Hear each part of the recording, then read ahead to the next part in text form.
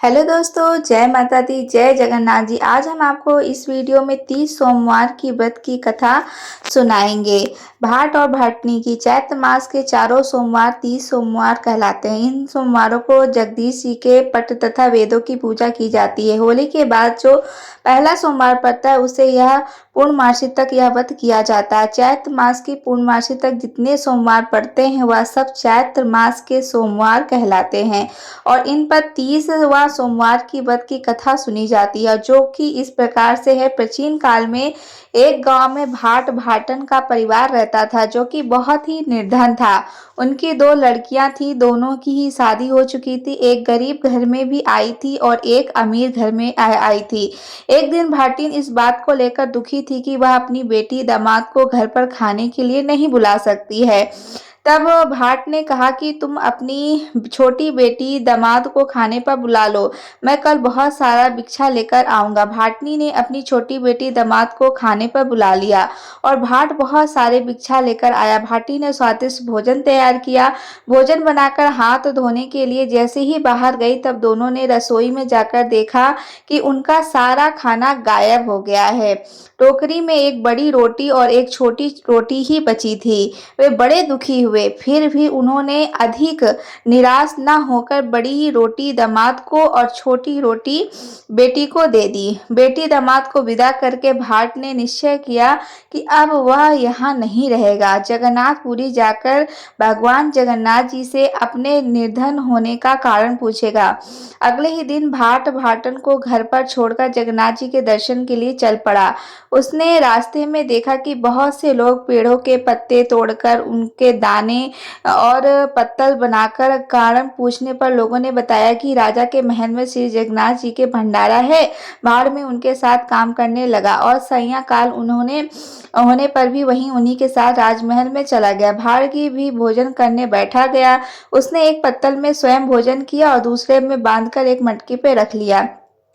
छाछ बेचने वाली स्त्रियां शहर से गांव लौट रही थी। उसने वह मटकी उनसे एक स्त्री को दे दी और वह स्त्री अभी थोड़ी ही दूर आगे चली थी कि मटकी का बोझ बढ़ने लगा और मटकी उतारी और देखने लगी कि उसमें क्या है। जो ही उसने अपना हाथ मटकी में डाला तो हाथ उसी में फंस कर रह गया। अतः में उसने श्री जगन्नाथ जी का स्मरण करके कहा, भाट की सौगात भाट के यहाँ जाए, हमारा हाथ छूट जाए। इतना कहा था कि हाथ मटकी से निकलकर बाहर आ गया और पहुंचकर उस स्त्री ने अपनी सास से कहा कि इस मटकी में देखना मत, भाटिन को बुलाना और उसे ही दे देना। पर सास का संस्कार हृदय न माना। जो ही उसने मटकी खोलकर देखी उसमें हीरे पत्ते, सास ने मन में बेईमानी आ गई। उसने वह मटकी स्वयं रखकर बार्डन को दूसरी मटकी में गेहूं भर के देने का विचार किया। जो ही सास ने गेहूं निकालने के लिए कच्ची कोठार का छेद खोला, उसमें से कीड़े निकलने लगे। घबराकर सास बोली, भाट की सौगात भाट के जाए, हमारे गेहूं गेहूं हो जाए। इतना कहते ही गेहूं के गेहूं हो गए। उसने भाटिन को बुलाकर मटकी उसे दे दी। भाटी ने घर जाकर जब मटकी खोला तो हीरे जवाहरात से भरा पाया। उसने उनका एक हिस्सा पुण्य कर्मों के लिए संकल्प करने के शेष अपने निर्वाह के लिए रख लिया। उधर भाट श्री जगन्नाथ जी की यात्रा के लिए आगे बढ़ता चला गया। जा रहा था, उसे रास्ते में एक साधु मिले। साधु ने कहा, यदि तुझे सचमुच ही जगन्नाथ जी से लगन है तो तू हमारे धुने में धंस जा, तत्काल ही जगदीश जी के पास पहुंच जाएगा।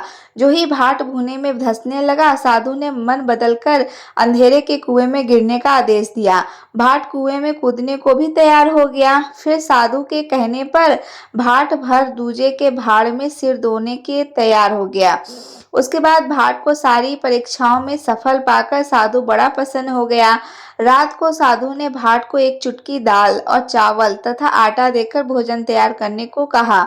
भाट ने एक हांडी में दाल चावल डाल दिए और आटा गूंथ कर ढक दिया। आंच लगाते ही खिचड़ी हांडी से बाहर उबलने लगी। भाट ने उफान में आया हुआ पानी भी पी लिया, उसी से संतुष्ट हो गया। रसोई तैयार हो गई। उसने साधु को भोजन के लिए कहा, क्योंकि रसोई पहले ही जूठी हो चुकी थी, इसलिए साधु ने भोजन करने से इनकार कर दिया। भाट ने राहगीरों को भोजन कराना शुरू कर दिया। फिर भी भंडारा में बहुत सारा भोजन बच गया। तब भाट ने साधु से कहा, अब मैं समझ गया कि आप ही स्वामी जी हो, क्योंकि ऐसी सिद्धि किसी और में नहीं है। मैं अर्पक हूँ, मैं आप स्वर्ग हैं, मैं आपकी परीक्षा लेने योग्य नहीं हूँ। जिस प्रकार आपने कृपा करके मार्ग में दर्शन दिए हैं, वैसे ही पूरी भी दीजिएगा। साधु बोला, जहाँ हम हैं वहीं पूरी भी है, भ्रम में ना पड़, तो जो इच्छा हो मांग। भाड़ बोला, महाराज मैं बहुत गरीब हूँ, मुझे तो भरपेट भोजन भी नहीं मिलता है, कृपया मेरी दरिद्रता दूर कीजिए। साधु ने कहा, पुरी के पास ही वेद की झाड़ी का वन है, तू उस झाड़ी में 5 वेद तोड़ लाना। भाट ने वैसा ही किया। वेद तोड़ते ही उसकी मुश्कें बन गईं और यह देख साधु ने कहा, तू लालची है, तुझे असंतोष तो है ही नहीं, तेरी दिष्टा भी बर्बर है, इसी कारण तेरी दिशा ऐसी हो रही है। तू इन वेदों को छोड़ने का संकल्प करके केवल 5 वेद लेकर चला जा। भाट ने वैसा ही किया। उसके बाद वह 5 वेद लेकर साधु के पास पहुंचा। साधु ने उसे पीतल की एक बोतलाई देकर कहा, चैत्र मास के प्रत्येक सोमवार को इन वेदों की पूजा किया करना, 14 सोमवार को हमारे नाम पर भंडारा देना। ऐसा करने से इस बटोली में 56 प्रकार के व्यंजन मिलेंगे। बटोली लेकर प्रसन्न चित्त भाट घट की ओर लौटा। रास्ते में एक स्थान पर पानी पीने लगा तो उसकी अंजलि ने ही टेसु का एक फूल आ गया। फूल को देखते ही उसे स्मरण हुआ कि आज चैत्र मास का पहला सोमवार है। भाट ने पास के ही खेत में काम कर रहे लोगों को बुलाकर उसी स्थान पर पूजन करके कथा कहनी चाहिए, पर कोई भी उसकी कथा सुनने की राजी ही नहीं हुआ। वह निराश होकर आगे बढ़ गया और उसके जाते ही किसानों का अनाज भी अपने आप जलने लगा। वे भाट को वापस बुला लाए। भाट ने बेटों की पूजा करके कथा कही और अपने घर की ओर चल दिया। दूसरे सोमवार को उसे भेड़ चलाता हुआ घड़ियाल मिलता है। उसने उसे कथा सुनने को कहा, पर गढ़ ने भी वही कोई ध्यान नहीं दिया। परिणाम ताहे गड़िया की भेड़ भी बिला गई। गढ़ ने भी उसे बुलाकर कथा सुनी। कथा पूरी हुई और उसकी भीड़ दुगनी चौगनी होकर चलती रही दिखाई देने लगी। भाट की 2 लड़कियां थीं, एक अमीर के घर भी आई हुई थी और दूसरे गरीब। तीसरी सोमवार को भाट की लड़की घर पहुंची और उसने बेटी से कथा सुनने के लिए कहा, पर बेटी ने ध्यान नहीं दिया तो उसके घर में चोरी हो गई और उसका सारा धन चला गया। तब वह अपनी गरीब बेटी के यहाँ गया। वह बड़े आदर भाव से पिताजी से मिली। उसने पिताजी की इच्छा अनुसार चौका लगाया। भाट ने श्रद्धा भाव से पूजन किया। लकड़ियाँ इतनी गरीब थीं कि उसके घर में पूजा का सामान न होने पर वह सन की संटी लेकर बनिया के यहाँ चना गुड़ आदि लेकर आई। भाट ने गुड़ से साधु के नाम का हवन करके कथा कही। भाट ने साधु द्वारा दी गई बटोली में पेट भरकर डालकर खटकाया। उसने कच्चे 56 प्रकार के व्यंजनों के ढेर लगाए। गांव के लोग प्रसाद लेने आए। भाट ने उन्हें भोजन कराया। चलते समय भाट ने अपनी लड़कियों को स्वामी सी से कहा, स्मरण कर ध्यान करने को जैसा आदेश दिया, लड़कियां नियम पूर्वक वैसा ही करने लगी। उसके घर में नित्य प्रति धन धान बढ़ने लगा और जब भारत अपने गांव के समीप पहुंचा तो उसे वहां विशेष चमत्कार दिखाई देने लगे। गांव से बाहर नए नए बाग बगीचे मंदिर तालाब आदि देखकर वह विस्मित हो गया। उस दिन भी सोमवार ही था। भाट ने गांव भर के लोगों को निमंत्रण देकर बुलाया। वेदों की पूजा की करके बेट से पटोही को खटखटाया। 56 प्रकार के व्यंजनों के ढेर लग गए। गांव के लोग भोजन करके चले गए। उस दिन राजा के यहाँ भी प्रसाद पहुंचा दिया गया। राजा को अपने नायक के द्वारा पहले ही भाट की बटोली करामत का पता चल चुका था। राजा ने किसी प्रकार से भाट की बटोही को हड़पने की बात मंत्रियों से कही। दूसरे दिन सेवक के सहित राजकुमार भाट के घर पहुंचा और भाट ने राजकुमार की मांग पर प्रसन्नता पूर्वक बटोली दे दी। उन लोगों की प्रसन्नता का ठिकाना न रहा। राजा ने नगर भर में भोजन का निमंत्रण भिजवा दिया, किंतु बटोही में बेटा डालकर खटखटाने पर उसने कुछ न निकला। भोजन के लिए आए हुए लोग भूख से व्याकुल हो रहे थे। भंडार भी खाली था। राजा ने क्रुक होकर भाट को पकड़ने के लिए सिपाही भेजे, किंतु वह बहुत पहले ही भाग निकला था। भाट भयभीत होकर स्वामी जी के पास ही चला गया था। उसे रास्ते में आम के 2 वृक्ष, 2 परखोरे और एक बोझ वाली स्त्री का सांप, एक घोड़ा मिला। घोड़ा भाट से बोला, स्वामी जी, मेरा संदेश कहना कि मैं बहुत दिन से सच में समझकर घूम रहा हूँ, मुझ पर कोई भी सवारी नहीं करता। भाट आगे बढ़ा। एक नदी, एक गाय, तालाब तथा एक अंधे बने मकान का मालिक मिला। वे सब दुखी थे। उनका सबका संदेश लेता हुआ भाट जगदीशपुरी के समीप पहुंचा। वहां पर स्वामी जी ने उन्हें पुनः दर्शन दिए। उसने स्वामी जी को दंडवत प्रणाम करके बटोही तथा अपने बड़ी बेटी दामाद की घटना तथा रास्ते में मिले राहगीरों की घटना कह सुनाई। अब स्वामी जी ने कहा कि राजा से बटोही ले लो तथा अपने बेटी दामाद को कहानी सुना दो। उसके बाद और स्वामी जी ने कहा कि आम के पेड़ पूर्व जन्म की देवरानी जेठानी है। वे सदैव कलह करती थीं, कभी भी मिलकर नहीं रहती हैं। इस कारण उनके जल को कोई नहीं पीता तथा आम को कोई नहीं खाता। तुम दोनों भखोरे के 5 चुल्लू पानी पी लेना और आम के फल खा लेना, तो सब कुछ ठीक हो जाएगा। जल पीने लगना, आम के फल खाने लगना। बोझ वाली स्त्री स्वार्थी थी, उसने दूसरों को अपने बोझ से उतरवाए पर उनके बोझ नहीं उतरे, इसलिए उसे यह धन मिला। तुम यदि उनके बोझ को स्पर्श कर दोगे तो उसका बोझ भी उतर जाएगा। सिर पर बड़ा भारी त्वचा लेकर फिरने वाली स्त्री ने पूर्व जन्म में साहस, ननद और डर से चूल्हे पर तवा चढ़ाकर खाना खाने बैठ गई थी। तुम उसका तवा छू दोगे तो उसका पाप दूर हो जाएगा। आधा बॉम्बे में, आधा बाहर रहने वाला सांप पूर्व जन्म में प्रधान था। उसने औरों की विद्या को लीप कर अपनी विद्या किसी को ना दी। तुम्हारा स्पर्श पाकर वो भी चलने लगेगा। पूर्व गांव जन्म में अपनी सौत अपने पुत्र में झगड़ा करवाया था, इसलिए उसे बेटे का वियोग हुआ और छोड़कर चला गया। यदि तुम उस पर सवार होकर 5 कदम चलोगे तो तब से सभी लोग सवारी करने लगेंगे और बने मकान को कहना है उसके नगर में। यदि कोई कुंवारी और उसके माता पिता बड़े निर्धन हैं तो उस कन्या का यदि वह किसी अच्छे घर में ब्याह करा दोगे तो उसका मकान शहर से उठ जाएगा, उसके समस्त मनोकामनाएं भी पूर्ण हो जाएंगी। इतना सब कहकर स्वामी जी से अंतर्ध्यान हो गए। जब रास्ते में सबको सबका संदेश देते हुए वो अपने रास्ते में पहुंच गया। अब उसके बाद भाट अपने गांव पहुंचा तो राजा ने उसे बुलाया, उसका भव्य स्वागत किया, उसकी बटोही से उसे लौटा दी। भाट ने स्वामी जी की पूजा की, बड़ी लकड़ी तथा दामाद को बुलाया, उन्हें कथा सुनाई। कथा सुनने से उनकी संपत्ति पहले जैसी हो गई। इस प्रकार कुदरती भाट की यात्रा के समय में शिरवा सोमवार का यात्रा का प्रचलन हुआ।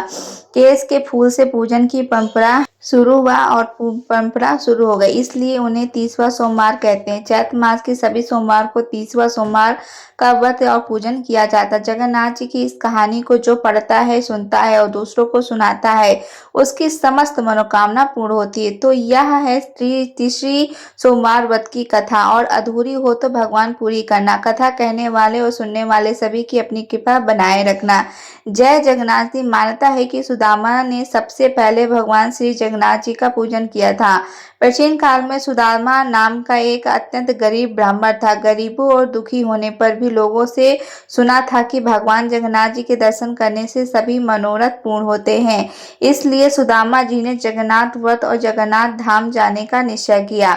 घर में ब्राह्मणी को समझाकर थोड़े से चावल लेकर सुदामा जी जगन्नाथ धाम गए।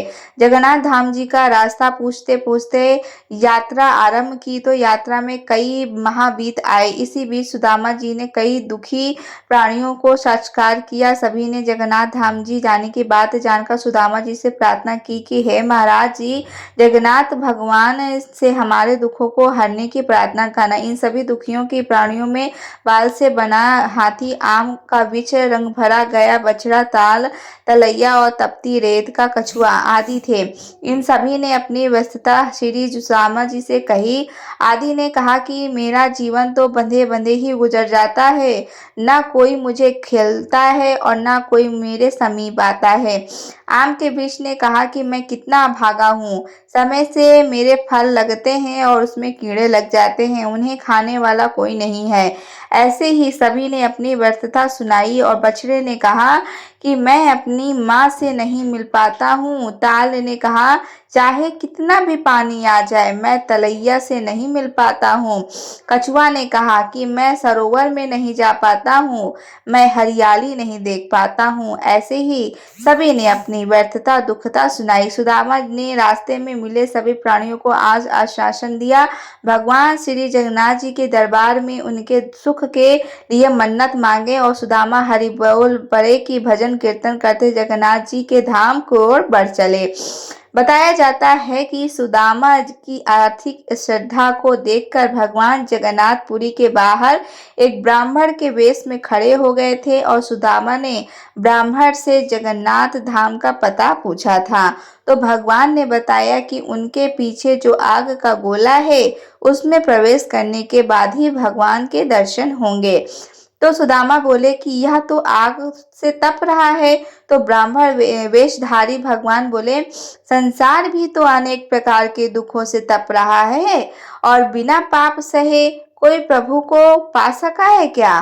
तो सुदामा मनुष्य रूपी भगवान के गुण वचन को समझकर छठ से 2-3 लटकोरी लपेटकर संपूर्ण भक्ति भाव से आग की गोले में चला गया और बड़े तो भगवान उन्हें साक्षात दर्शन दिए। सुदामा ने रास्ते में मिले सभी पीड़ितों के दुख को दूर करने की प्रार्थना की।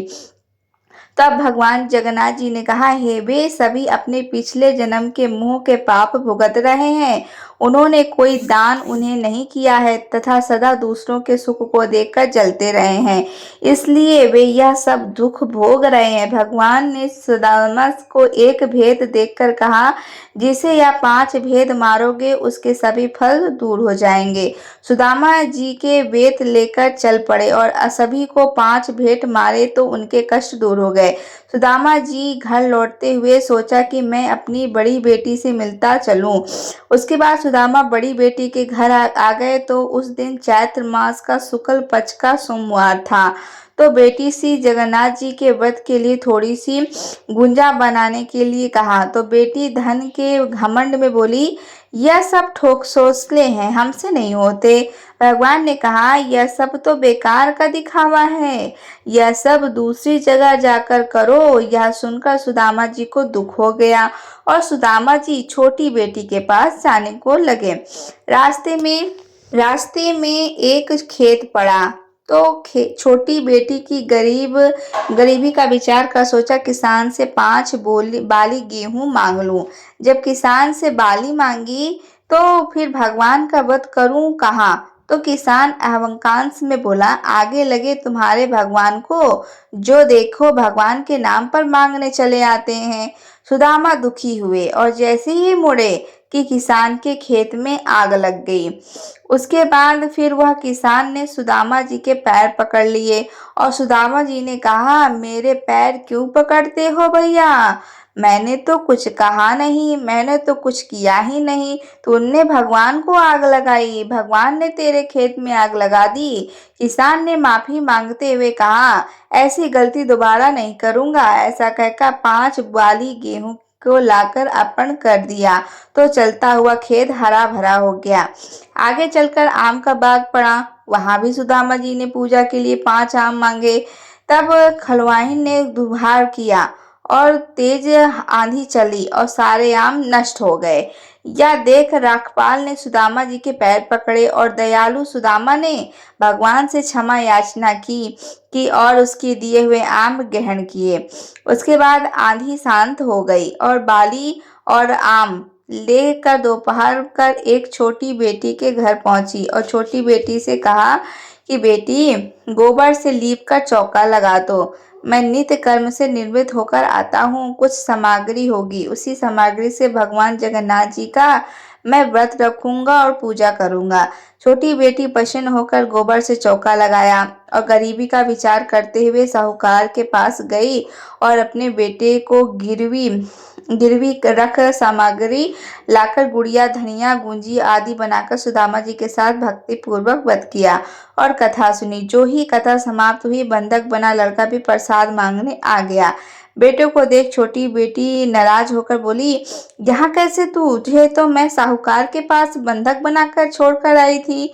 इस पर बेटा बोला, आपने ही तो बुलाया है। एक बूढ़े बाबा आए हैं और साहूकार को उसके पैसे देकर बोले कि तुझे मेरी माँ ने बुलाया है, सो मैं चला आया। सुदामा जी की बेटी प्रसन्न हो गई। इधर सुदामा जब अपने घर पहुंचे तो वहां कुटिया की जगह महल था।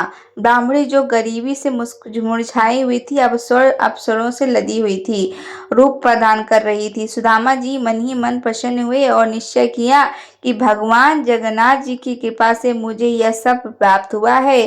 फिर सुदामा जी ने भी जगन्नाथ जी के नाम पर एक भंडारा कराया और सभी लोगों को निमंत्रण भेजा। उधर सुदामा जी ने सुना कि एक औरत रोते हुए आ रही है। दौड़कर सुदामा जी ने देखा तो बड़ी बेटी रोते हुए आ रही थी। सुदामा जी ने कहा कि बेटी क्या हुआ? बड़ी बेटी बोली, पिताजी जब से आप हमारे यहाँ से गए हो, जाने किसका कोप हुआ है। सब धन संपत्ति नष्ट हो गई है, मैं बहुत दुखी हो गई हूँ। सुदामा जी ने ढंढस बताया और तब सुदामा जी ने प्रभु से क्षमा याचना की। प्रभु, मेरी बेटी ने आपका भोग का प्रसाद बनाने में अनखरानी की थी, इसको क्षमा करना। और यह तो आपका भंडारा है, इससे कोई कैसे भूखा जा सकता है। तब भगवान जगन्नाथ जी ने उसकी क्षमा कर दिया और कहा कि अगर यह मेरा व्रत करेगी तो इसके सभी पाप नष्ट हो जाएंगे। तब भगवान जगन्नाथ जी के व्रत से वह सुखी हो गई। तो जो भी भगवान जगन्नाथ जी की यह व्रत करता है, उसको अन्न धन हर प्रकार की सुख समृद्धि मिलती है और दरिद्रता दूर होती है और सारी मनोकामना पूर्ण होती है। तब से चैत्र मास शुक्ल पक्ष के शुरू होने वाले श्रद्धालु भक्ति पूर्वक सोमवार भगवान जगन्नाथ जी का पूजन अर्चना करते हैं। उनके भेद खाकर अपने कष्ट को करने की प्रार्थना करते हैं। बोलिए श्री जगन्नाथ भगवान जी की जय। तो ये थी कथा जो हमने आपको सुनाई। अगर आप सभी को पसंद आई होगी तो कमेंट सेक्शन में जय जगन्नाथ जी लिखकर जरूर जाइएगा।